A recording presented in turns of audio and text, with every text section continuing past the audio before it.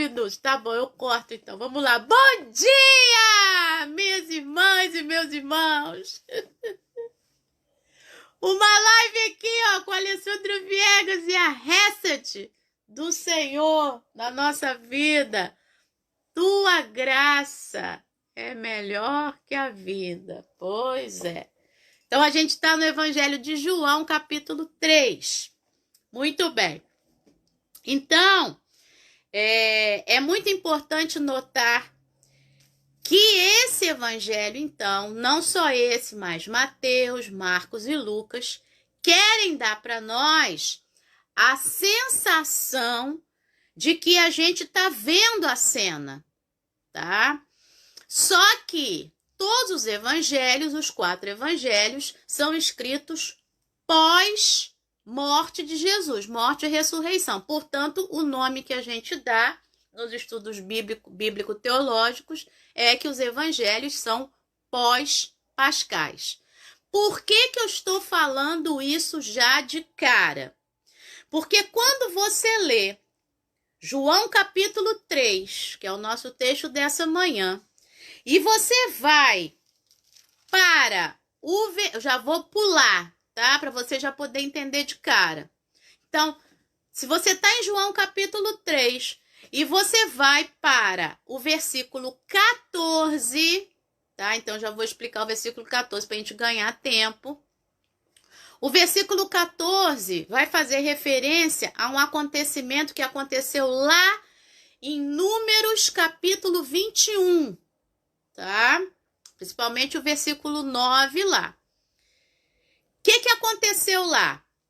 No deserto, o povo afrontou Deus e tal, né? E naquela pedagogia do deserto, né? Que é o ensino, hoje em dia para nós é esse ensino, vieram serpentes e picaram o povo. E aí Deus fala para Moisés, olha só, faz uma serpente de bronze, coloca numa haste, e todo aquele que olhar para a serpente de bronze vai ser curado da picada da serpente. Ou seja, é Deus ensinando como fazer o antídoto, né? O antiofídico. Só que ali era só, o milagre que era olhar. O antiofídico é feito com o próprio veneno da serpente, da cobra, né? Naquela pedagogia, o que Deus estava ensinando por trás daquilo, né? Então, quando você... É um pouco da história da mulher samaritana, né? As minhas situações difíceis se tornaram o meu testemunho. Então, aquele que olhasse para a serpente na haste ficaria curado da ferida, né? Do veneno da serpente. E aí Jesus aqui vai falar acerca disso, dessa identificação, porque serpente no deserto e serpente na haste. Então, aquilo que está me fazendo mal, eu olho para aquilo lá e transformo aquilo em algo que vai me fazer bem, que vai me curar. Ou seja, minhas experiências ruins servem, né, para depois me curarem também, fazerem com que eu seja mais forte do que elas, tá? E aqui Jesus vai dizer o seguinte, João capítulo 3, versículo 14.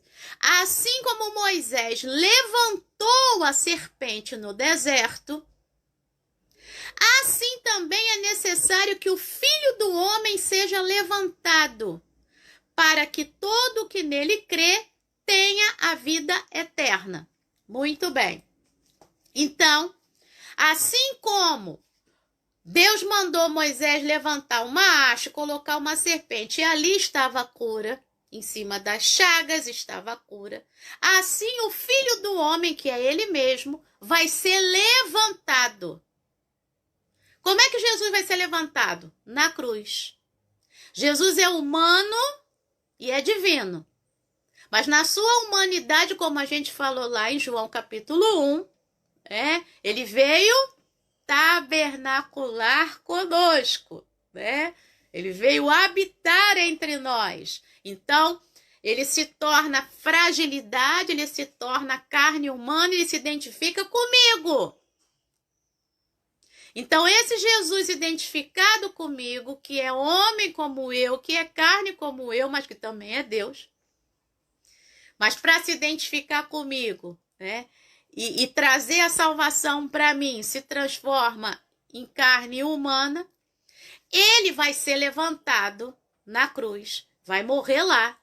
Aquele sangue derramado vem sobre mim e cobre todo o meu pecado. Ou seja, a serpente que me picou, né? Eu olho agora, eu creio naquela cruz ali, né? Naquele Jesus que está naquela cruz e derrama o sangue, e eu creio naquilo e aquilo vem sobre mim e cura a minha picada de serpente, tá?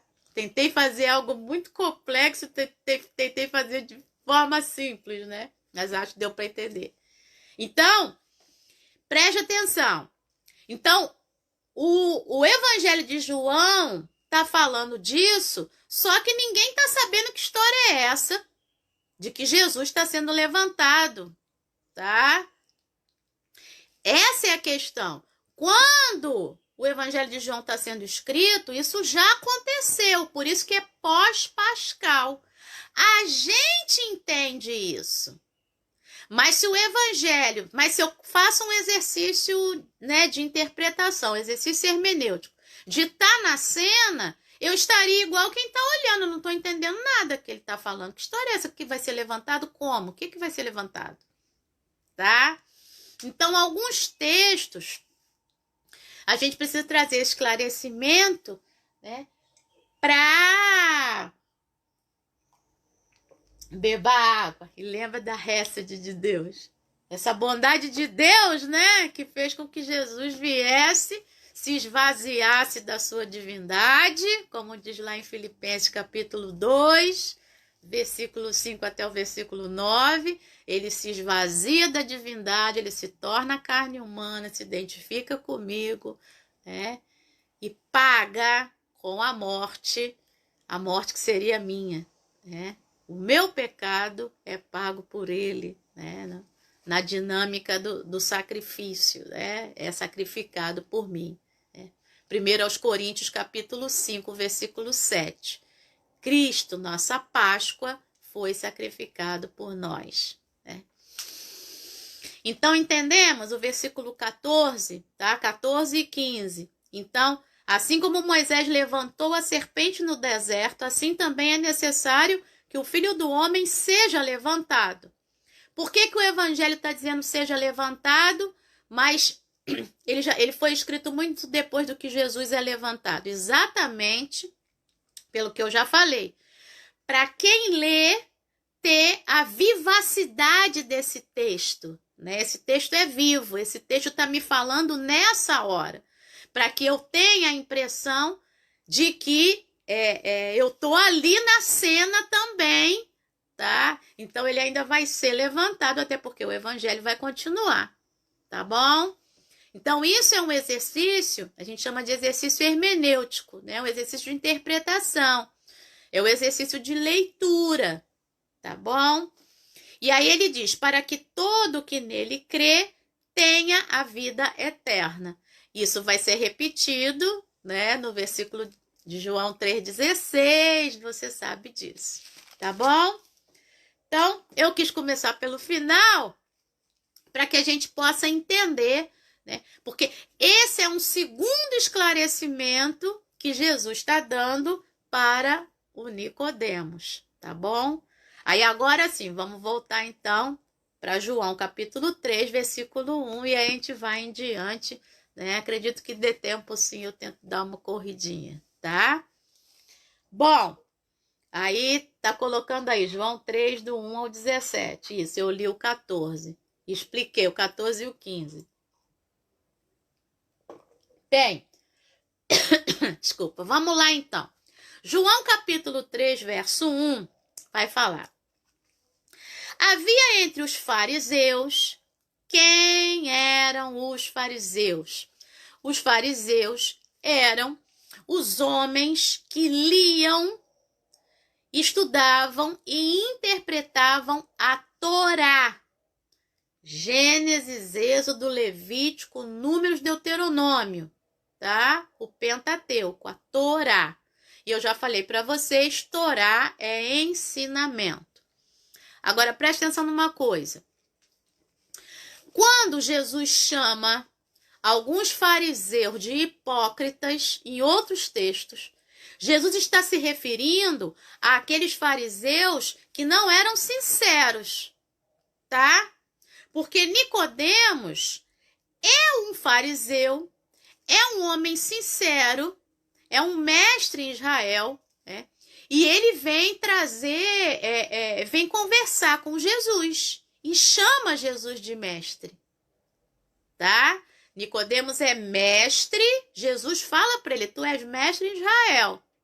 E esse mestre, que é Nicodemos, chama Jesus de rabi, tá?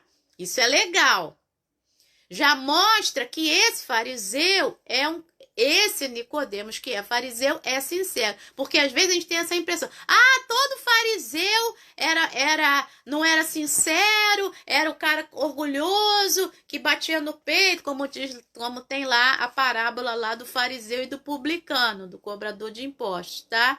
Então, eu estava no mestrado e o padre Geraldo Dondes tinha um estudo sobre os fariseus. E aí ele falava, né, que naquela época existia aproximadamente 9 classes de fariseus, tá? 9 classes de fariseus. Então, de acordo com a sabedoria, de acordo com o estudo, né, de acordo com o quanto conhecia da lei e o quanto aplicava, né, o ensinamento, a Torá na sua vida. Então, quando Jesus critica alguns fariseus e chama de hipocrités, já que a gente está em aula de grego, né? né? Hipocrités, que pra gente é a palavra hipócrita, Jesus não tá xingando os caras, tá? A palavra, desculpa, beba água. Já que hoje é aula de grego, vamos embora, né? A palavra hipocrités, sabe o que é? Ator de teatro grego. Ator do teatro grego. E é muito interessante ter essa palavra na boca de Jesus nos evangelhos, tá? Isso significa que havia teatro grego ali na Palestina, tá? Ou que Jesus teria ido a algum, tá? Ele é o homem do povo. Ele tá indo, tá? Então, o hipocrités é o ator de teatro. E o ator de teatro usa o quê? Máscara. O ator do teatro grego, ele poderia estar triste e usar a máscara da comédia.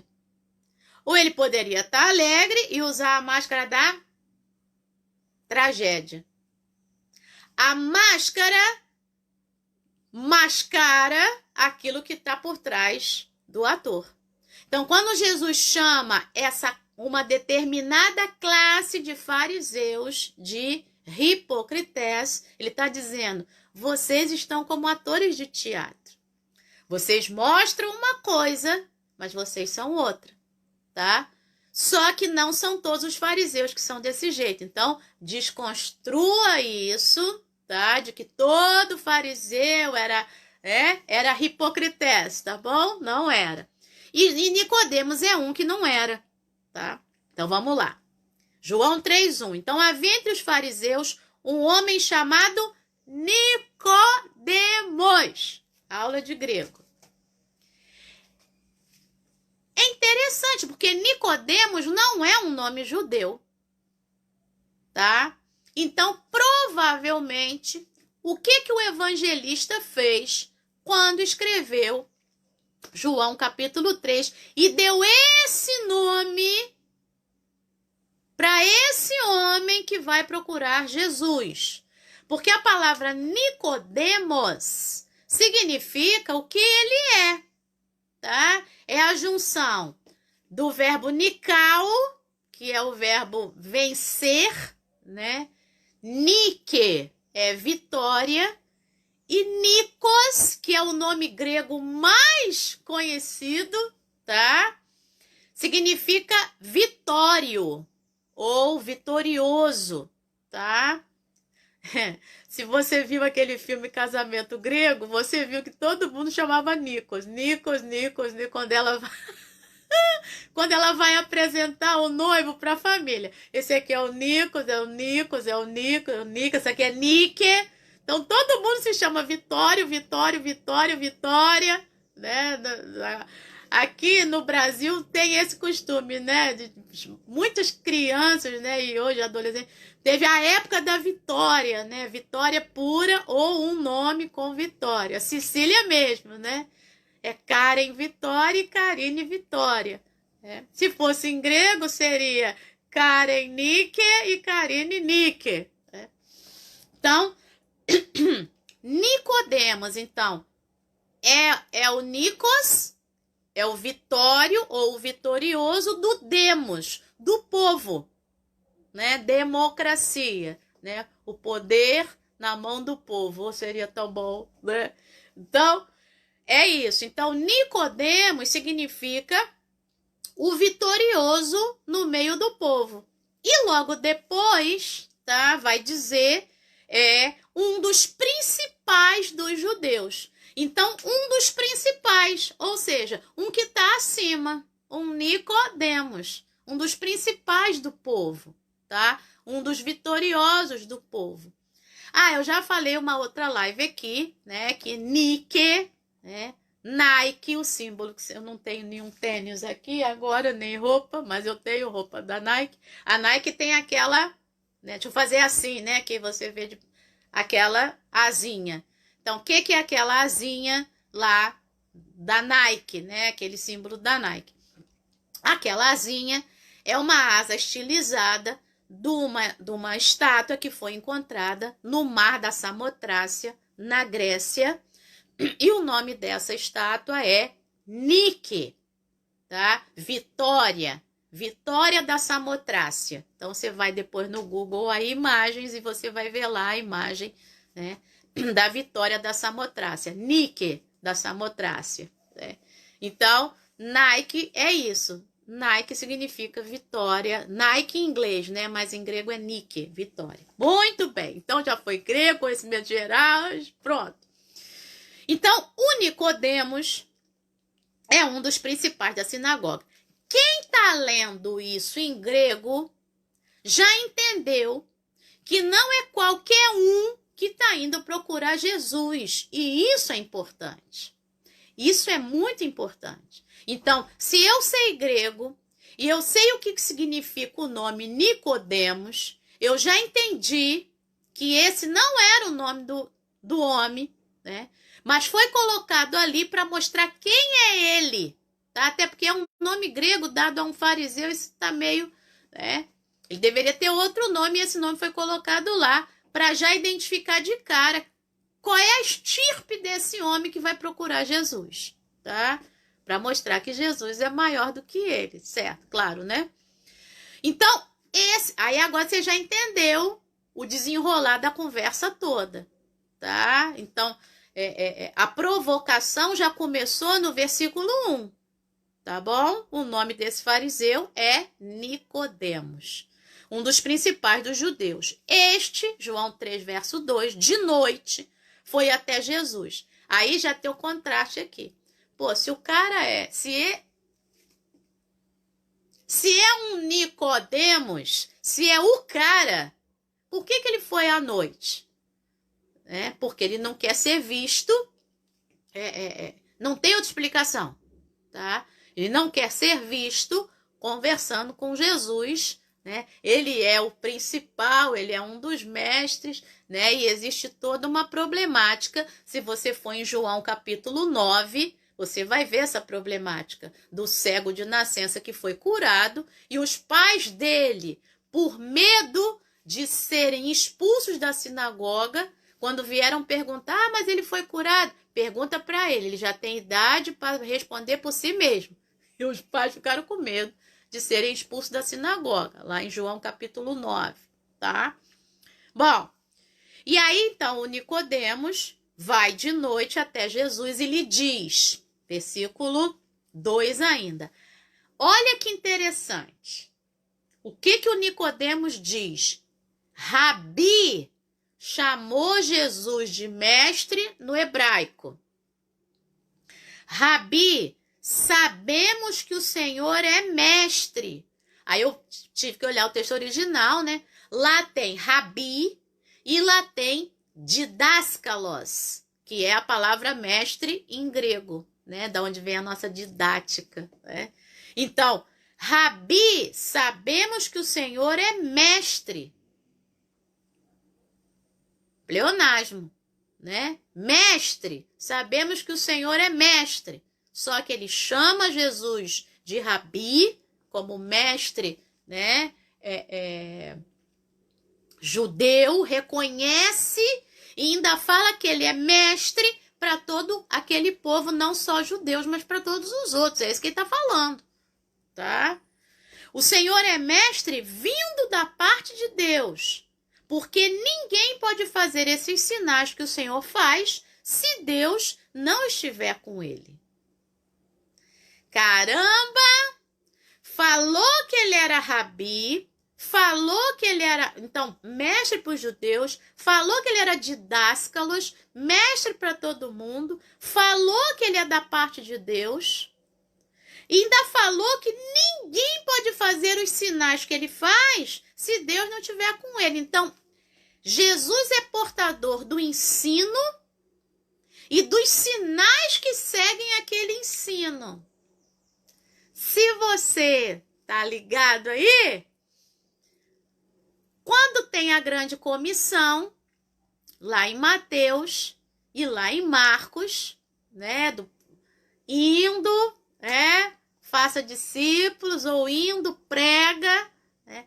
Lá em Marcos diz, esses sinais seguirão. Então, o ensinamento está junto com os sinais. Ah, mas, Alessandra, você está ensinando aí, mas não aconteceu o milagre aqui do outro lado da tela. Mas existe um milagre acontecendo. Sabe qual é? Aqui. O milagre que vai acontecendo na abertura da nossa mente a partir do ensino. E aí você não percebe, mas o milagre pode estar acontecendo nessa hora. O milagre de você já não estar tão abatida por aquele problema, por aquela situação, né? De repente a dor já passou e você nem reparou, sabe? Então, o ensino e os sinais caminham juntos, tá bom? Isso é uma lei espiritual. Né? Conhecereis a verdade e a verdade te libertará, João 8,32. A libertação é um milagre, né? A libertação da mentira e o vir para a verdade. Isso é milagre. Então, a gente não pode categorizar, dar categorias para milagres. Né? Os milagres aqui, ó, aqui dentro são muito mais profundos do que os milagres aqui fora. Isso é importante, tá? Bom, então, ninguém pode fazer esses sinais que o Senhor faz se Deus não estiver com ele. Jesus, né? Não fez assim, isso mesmo, pois é. Não. Jesus já veio com algo para ir além. Vamos ver agora um milagre. Então, vamos fazer um milagre aqui na vida do Nicodemos agora.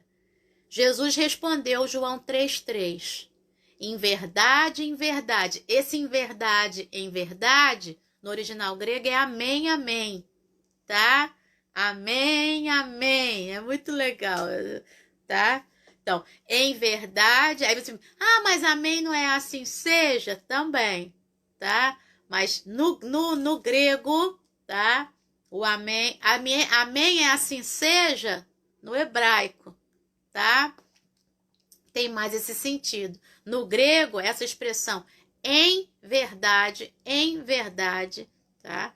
É amém, amém. Que pode ser em verdade, ou pode ser assim, seja assim, tá? Então, em verdade, te digo que se alguém não nascer de novo, não pode ver o reino de Deus. Esse era o milagre para a vida do Nicodemos, que era fariseu, que conhecia a Torá muito bem, né? Que é um fariseu sincero, que tem humildade, que vai até Jesus, né? Mas esse era o milagre que precisava, esse era o sinal que precisava acontecer na vida do Nicodemos, e é um sinal, né, para acontecer junto com um ensinamento, porque Jesus agora vai ensinar o que é esse nascer de novo, né? Bom, e aí, deixa eu pegar você tá vendo que eu tô fazendo tudo sem ver meu roteirinho, né? Beleza. Tem uma coisa importante no versículo 2, já que é aula de grego. Quando o Nicodemos diz, Rabi, sabemos que o Senhor é mestre, o verbo saber aqui é o verbo oida. E não é o verbo gnosco. Vamos fazer a diferença?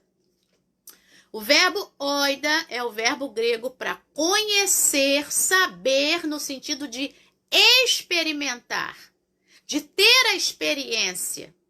E o gnosco é o saber intelectual, tá? Vamos dizer mais ou menos que o gnosco, da onde vem a palavra gnose, gnosticismo, né? O gnosco é o saber intelectual, ou seja, aquilo que eu sei na teoria, vamos dizer assim. E o oida é o saber na teoria e na prática. Tá? Então, nós sabemos que o Senhor... Aí ficou mais profundo ainda, né? Que o Senhor é mestre. Bom, então, verso 3. Em verdade, eu lhe digo que se alguém não nascer de novo, não pode ver o reino de Deus. Eu estava lendo aqui alguns textos, né, da Bíblia do John Wesley, da King James. Não é reformar. Não é uma vida melhor. Né? É nascer de novo. A gente precisa entender essa metáfora. Né? É nascer de novo. É ter outros valores. Né? Quando eu falei lá na segunda-feira, né, na roda dos esclarecedores lá, das bem-aventuranças, isso aqui está muito ligado com bem-aventurança, até porque está colocando que esse não pode ver o reino de Deus. Se eu não nasço de novo, eu não tenho a capacidade de ver o reino de Deus. E ver aqui não é o ver simples, é o perceber. É o verbo oida. Por isso que eu falei que hoje... Desculpa, é o verbo rural. Eu disse que hoje eu ia falar grego pra caramba, né? Então, você não precisa se preocupar com essas palavras. Você precisa entender, esse é o meu objetivo, que você entenda a profundidade disso, tá? Então, eu não posso perceber o reino se eu não nascer de novo. Né? Se eu não... não é reformar a casa. É botar a casa abaixo e botar um alicerce novo, fazer tudo novo. É tudo novo. Então, os tijolinhos dessa casa que era eu vão sendo colocados abaixo e outros tijolinhos vão aparecendo aqui, tá? Então, esses tijolinhos vão sendo retirados e novos tijolinhos vão sendo colocados aqui, né, do outro lado. Retira esses e coloca esses. É mais ou menos isso. A metáfora é essa, né? Então, é necessário nascer de novo. É necessário uma vida nova, um entendimento novo. Ah, mas tudo aquilo que eu passei, Deus aproveita. Claro, claro. Só que agora é sobre novas bases. Eu estou sobre uma nova base, uma base nova. E aí, aquelas experiências que eu tive, eu não olho mais para elas, eu não valorizo, aquelas experiências, eu não dou o valor que eu dava antes, eu dou um novo valor agora. Né? Experiências ruins, que eu valorizava mais, ai meu Deus! Agora eu entendo isso como algo necessário para que eu fosse, para que eu seja, né, quem eu sou hoje. Né? E as experiências boas, as quais eu não valorizava tanto, hoje eu valorizo muito mais. Né? Vide Covid-19. Quantas experiências você não valorizava antes e agora você valoriza? O estar junto, o comer, a mesa, as famílias que já tinham isso, tudo bem, mas muitas famílias não tinham isso. Comer junto à mesa, né, a intimidade, toda essa coisa. Ontem eu estava lendo de novo um livro que eu vou usar no meu pós-doc, né, sobre isso, a questão da importância da mesa, né, nessa sociedade. Graças a Deus, muitas famílias agora perceberam isso, como é bom comer junto. Né? Então, há uma valorização em cima disso. Então, novos valores, né? Tá? Então, eu lhe digo que se alguém não nascer de novo, não pode ver o reino. Então, essa é a primeira coisa, né? Então, não adianta, as bem-aventuranças estão vindo na minha cabeça, né? Lembra lá qual é a primeira bem-aventurança, né? O primeiro macarismo, né? Eu me tornar um ptorroi, eu me tornar alguém totalmente dependente do outro, tá? Para entrar no reino. E aqui ele está dizendo para ver o reino, tem que nascer de novo. Nicodemos perguntou, né? Aí o Nicodemos, que é mestre, tá? Que é o principal, que é o vencedor no meio do povo, vitorioso, perguntou, versículo 4. Como pode um homem nascer sendo velho? Será que pode voltar ao ventre materno e nascer uma segunda vez? Né? Claro, como bom judeu. E o judeu tem muito isso de fazer concretude, né? Entender aquilo ali à risca. Né? Então, como é que isso pode acontecer? Tá? Só que, claro, por trás desse texto está a mensagem. Tá? Não é para você rir do Nicodemo. Nicodemo. Não. O texto tem uma mensagem por trás do texto. Né? Aquele que é tão importante não consegue perceber. Por quê? Eu só consigo perceber se eu nascer de novo. Aí eu vejo o reino, eu percebo o reino dentro de mim. Né? Mas ele não percebe porque isso ainda não aconteceu com ele. Tá? Jesus respondeu, João 3,5. Em verdade, amém, amém. Em verdade, lhe digo, quem não nascer... Aí Jesus agora vai explicar. Olha o ensinamento. Ele não é rabi? Ele não é mestre? Pois é. Quem não nascer da água e do Espírito não pode entrar no reino de Deus. Então, uma paradinha importante aqui. Você que tá acostumado aí comigo com a questão das repetições, a palavra reino de Deus aparece no versículo 3 de João 3 e no versículo 5 de João 3. Não aparece em mais lugar nenhum em João a expressão reino de Deus. Tá? E essa expressão reino de Deus é uma expressão muito cara para os outros evangelistas, Mateus, Marcos e Lucas. Reino de Deus ou reino dos céus. Mas aqui só aparece reino de Deus aqui, no versículo 3 e no versículo 5 de João 3, tá? E depois lá, quando Jesus está diante de Pilatos, ele vai dizer, esse reino, né? O meu reino não é desse mundo, mas só fala a palavra reino lá, em João capítulo 18, versículo 36, tá? João capítulo 18, versículo 36. Mas lá é só reino. Mas aqui reino de Deus. Então, tem que nascer da água e do Espírito. Ou seja, da água. O João Batista já apareceu antes, né? Então, o nascer da água essa purificação, né? Esse batismo que significava purificação. E do Espírito.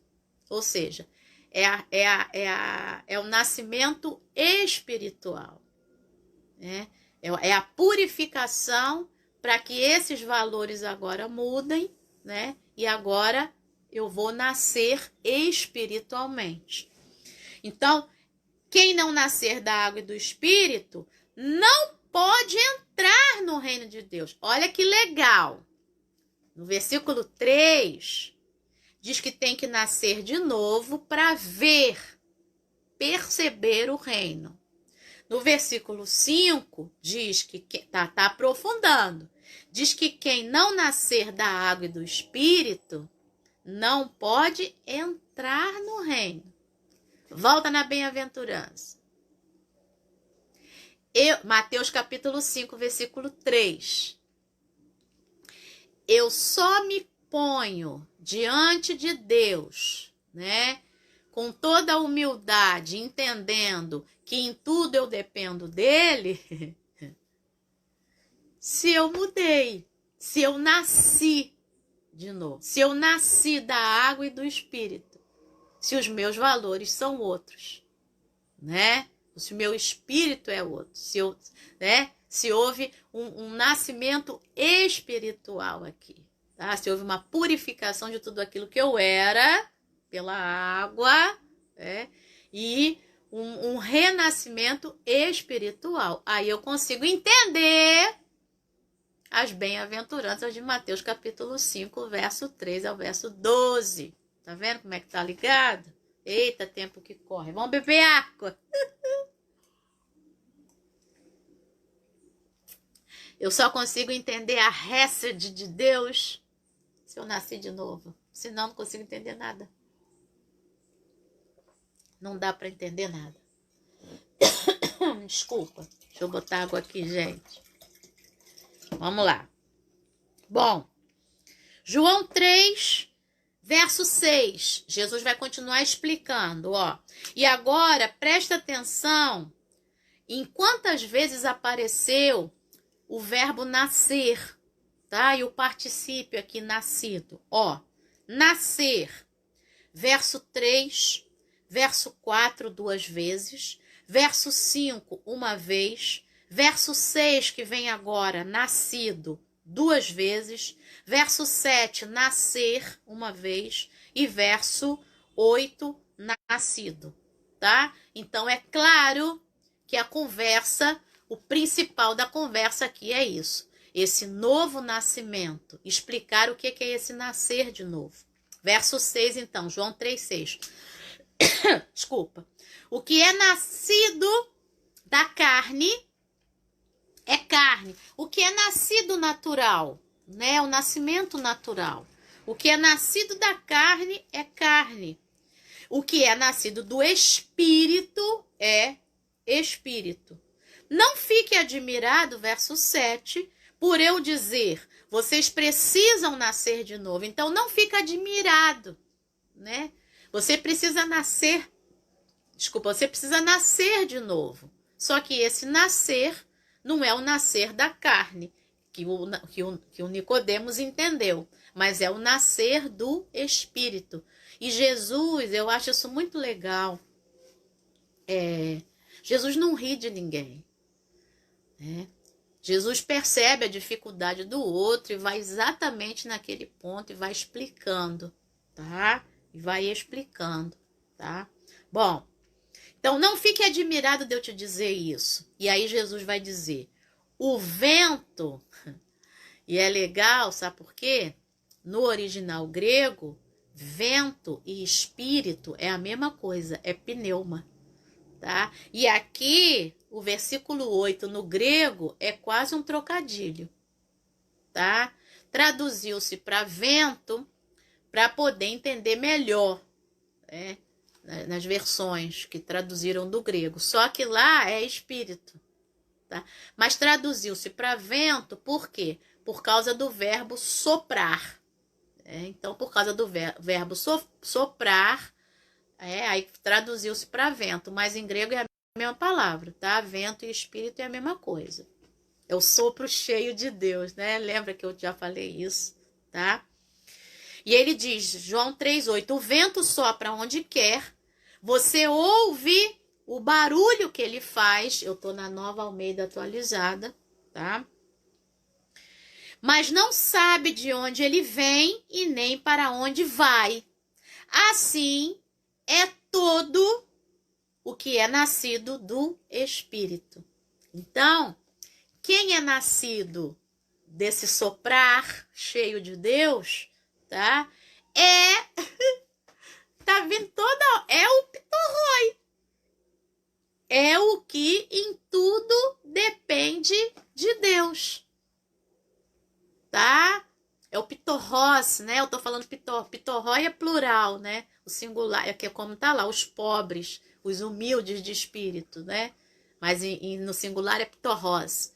Então, é o pitorrós. Então, se eu em tudo dependo dele, quando ele disser, né? Faça, Alessandra, eu faço. Não faça, Alessandra, eu não faço. Vai, Alessandra, eu vou. Não vai, Alessandra, eu não vou. Não é assim? Porque agora eu sou nascida do Espírito. E assim como o vento sopra, vai para onde quer na direção que, né? Para onde ele vai, então pronto. Tá? Então, assim é o que é nascido do Espírito. O que é nascido do Espírito não age mais segundo o seu querer, segundo os seus valores, segundo as coisas que estão nele, mas age agora segundo o Espírito que vai tomando conta cada vez mais. Cada vez mais o Espírito vai tomando conta, né? O Espírito Santo vai tomando conta. Bom, então Nicodemos perguntou, João 3,9. O Nicodemos ainda está baratinado com esse negócio, tá? Como pode ser isso? Aí Jesus responde, Jesus percebe que ele ainda não, né? E aí Jesus dá para ele um choque de realidade, vamos dizer assim, né? Jesus vai dizer, mas você é mestre em Israel e você não está conseguindo entender essas coisas, tá? Como eu falei, Jesus não está rindo dele. Jesus está dizendo para ele, você é mestre, assim como eu, né? Você que é mestre me chamou de rabi, né? Me chamou de didáscalo, né? E aqui também, né? Mas você é mestre em Israel, você não está conseguindo entender, né? E Jesus vai continuar, tá? E aí Jesus diz, amém, amém, né? Verso 11. Em verdade, eu te digo que nós falamos do que sabemos, aqui é oida também, nós falamos do que experimentamos. Nós, quem? Aqueles que já entenderam isso, que a dinâmica do reino é diferente da dinâmica, né?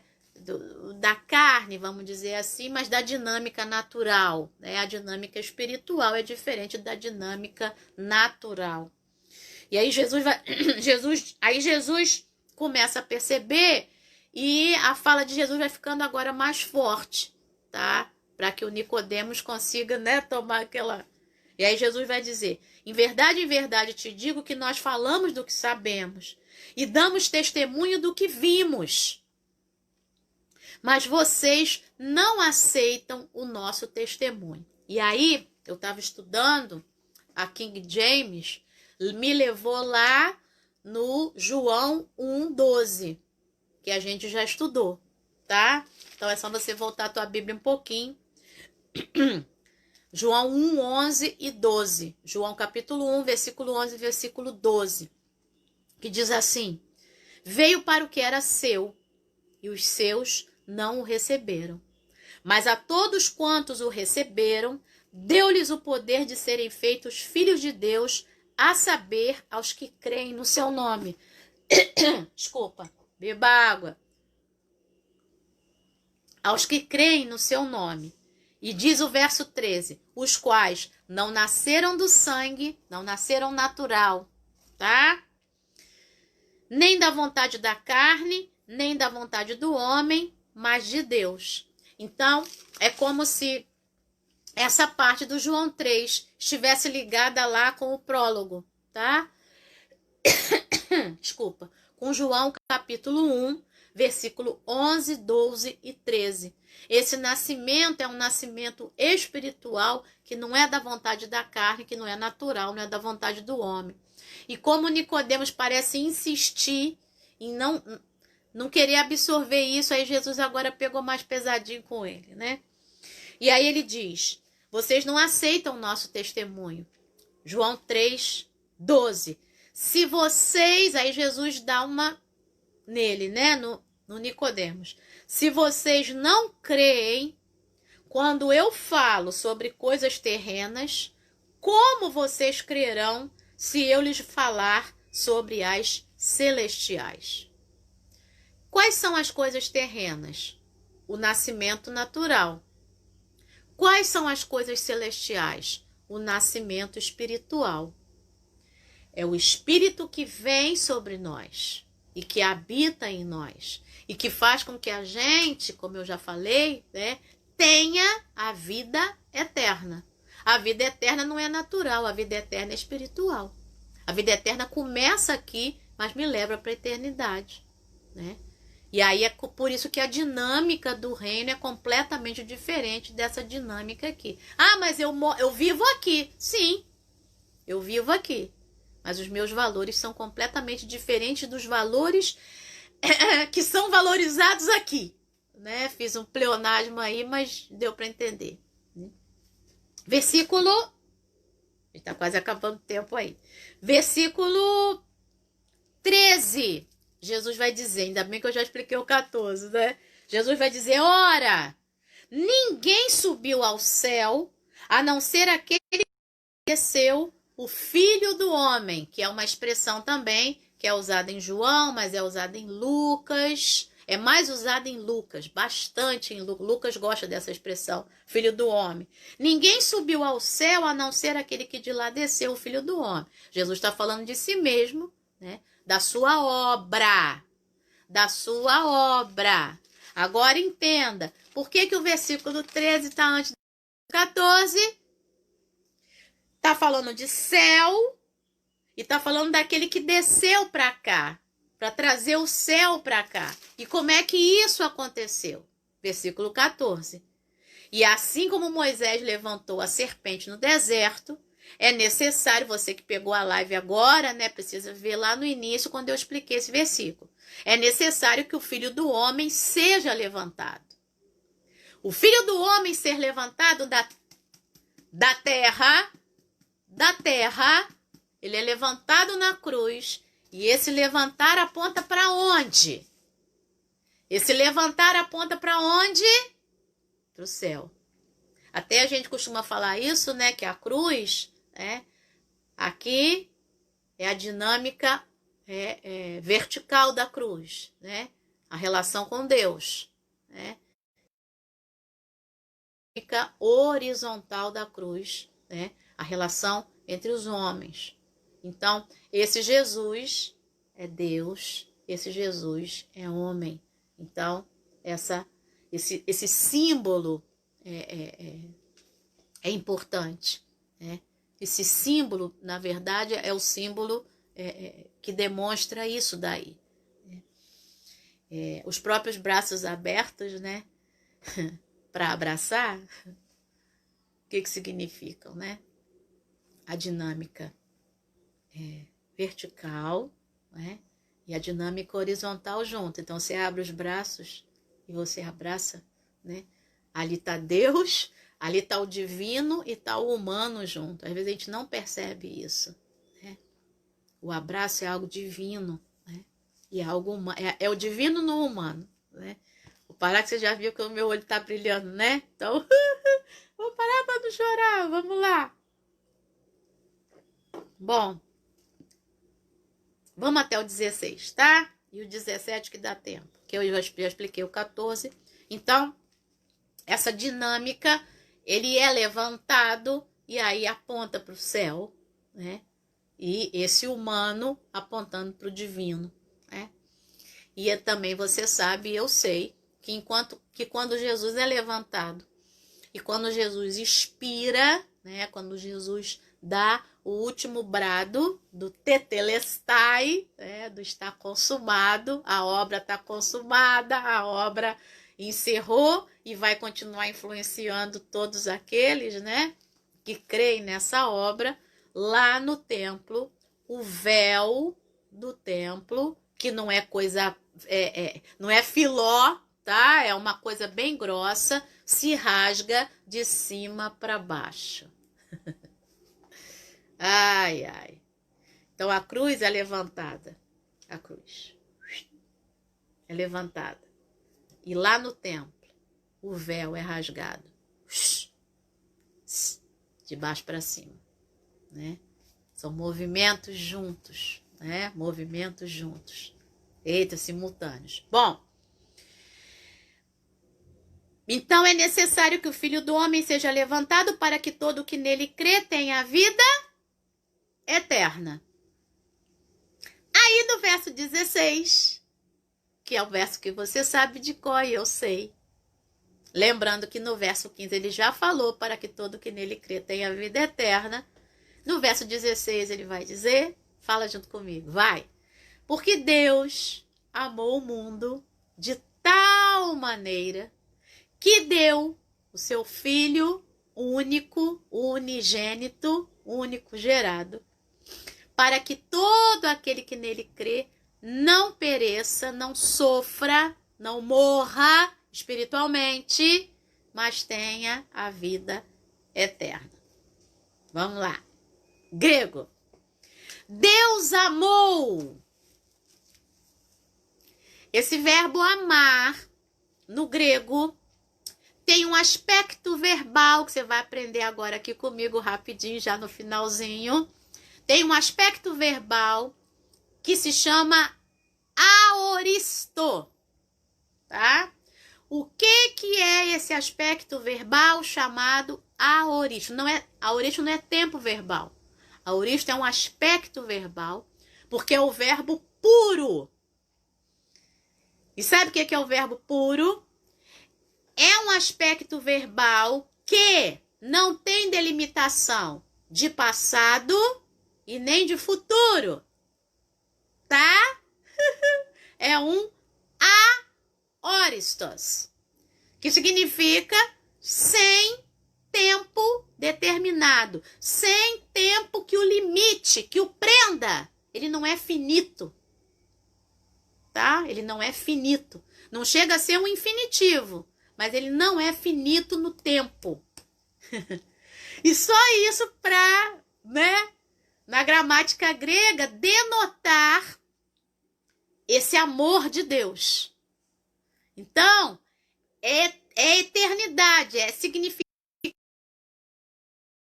Semântica, o sentido do aoristo é esse aí, tá? Tanto que na gramática grega, para ele ter os sentidos de presente, de passado, de futuro, ele precisa de preposições. Só que não tem preposição aqui não, tá? Deus amou. Então, não tem preposição.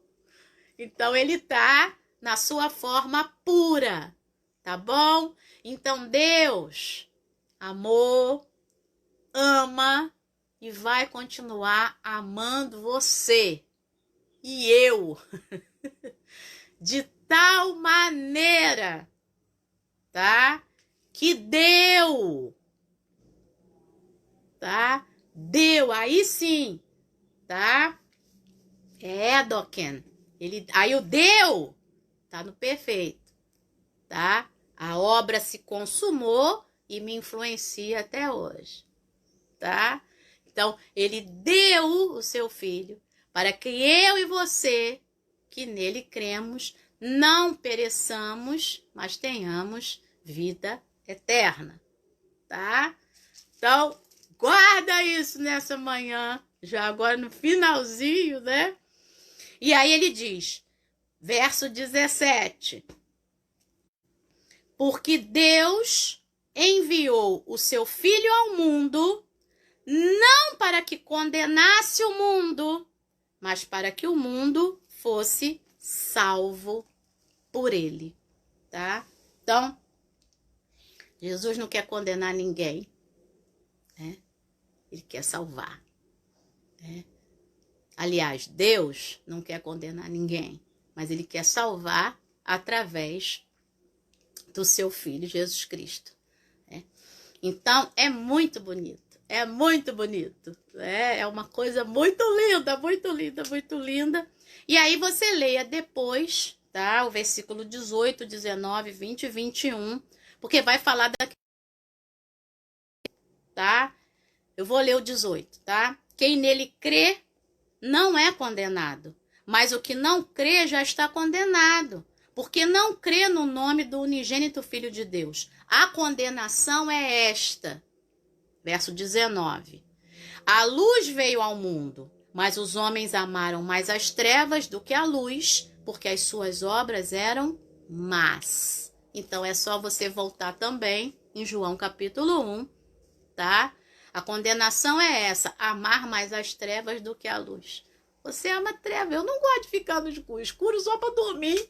Eu gosto de ficar no claro. No claro, tudo se vê, tudo se percebe, tudo se enxerga. Que nessa manhã você esteja aí inundado, né, da récede de Deus e do amor de Deus. A gente teve aula hoje de novo, né? Hoje foi uma live aula aí de João capítulo 3, verso 1 ao 17, e eu acabei lendo até o 19.